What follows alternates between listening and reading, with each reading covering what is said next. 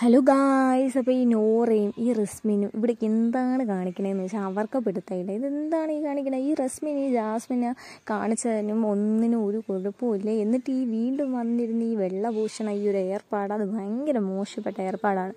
ഇപ്പം നിലവിൽ ജയിൽ നോമിനേഷൻ്റെ സമയമായി. ജയിൽ നോമിനേറ്റ് ചെയ്യാൻ വേണ്ടി പവർ ടീം ആഗ്രഹിച്ചത് വേറെ ആരുമല്ല, നമുക്കത് അറിയാമെന്ന് വെച്ചാൽ അറിയാം. അത് ജാസ്മിൻ തന്നെയാണ്, വേറെ ആരുമല്ല.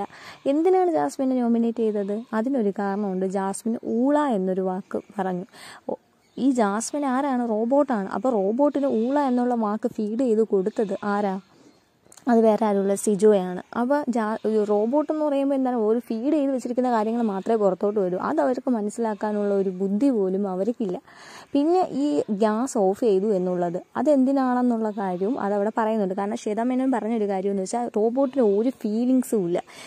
ഫ്രണ്ടിൽ നിൽക്കുന്ന ആൾ ആരാണെന്നോ അങ്ങനെ ഒരു ഫീലിങ്സ് റോബോട്ടിനില്ല. റോബോട്ടിനെടുക്ക് എന്ത് പറയുന്നു റോബോട്ട് അത് ചെയ്യും. ഇപ്പോൾ റോബോട്ടിനെടുക്ക് പറഞ്ഞ കാര്യം എന്താണ്, അവിടെ നിൽക്കുന്നവരെല്ലാവരെയും 5 മിനിറ്റിനുള്ളിൽ ഇവിടെ കൊണ്ടുവന്ന് ഇരുത്തണം. അപ്പോൾ ഏത് വിധേനയും റോബോട്ട് ഇവിടെ കൊണ്ടുവന്ന് ഇരുത്തണം എന്നുള്ളതാണ്. അതിനവർ അവിടെ നിന്ന് അനങ്ങാതെ നിൽക്കുമ്പോൾ റോബോട്ടിന് പിന്നെ എന്ത് ചെയ്യാൻ പറ്റും? ആ ഗ്യാസ് ഒന്ന് ഓഫ് ചെയ്യാതെ അതേ പറ്റത്തുള്ളൂ.